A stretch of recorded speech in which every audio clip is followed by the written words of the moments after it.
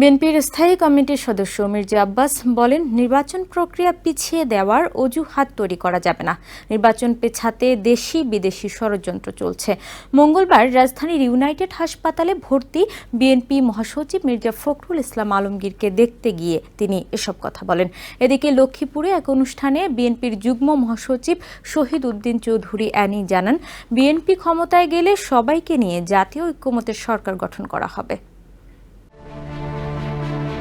মঙ্গলবার রাজধানীর ইউনাইটেড হাসপাতালে ভর্তি বিএনপি মহাসচিব মির্জা ফখরুল ইসলাম আলমগীরকে দেখতে যান দলের স্থায়ী কমিটির সদস্য মির্জা আব্বাস। পরে সাংবাদিকদের সাথে কথা বলেন তিনি।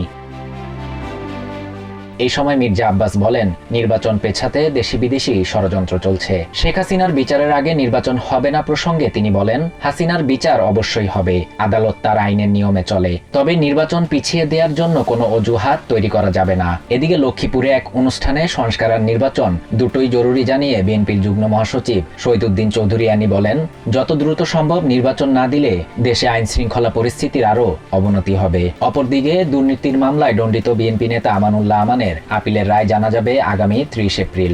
আমানের আপিল শুনানি শেষে বিচারপতি মোহাম্মদ আশফাকুল ইসলামের নেতৃত্বাধীন 3 বিচারকের আপিল বেঞ্চ মঙ্গলবার রায়ের দিন ঠিক করে দেন। আপিল আদালতে আমানের পক্ষে শুনানি করেন অ্যাডভোকেট মাহবুব উদ্দিন খোকন।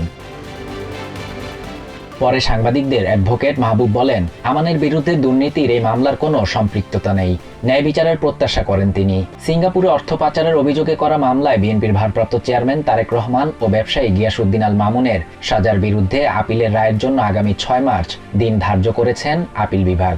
মঙ্গলবার প্রধান বিচারপতি ডক্টর সৈয়দ রেফাত আহমেদের নেতৃত্বাধীন আপিল বিভাগ এই দিন ধার্য করেন। Shahriar Shafat, TVN 24 news desk. New York থেকে সম্প্রচারিত টিভিএন 24 টেলিভিশন বিশ্বজুড়ে বাঙালির কণ্ঠস্বর।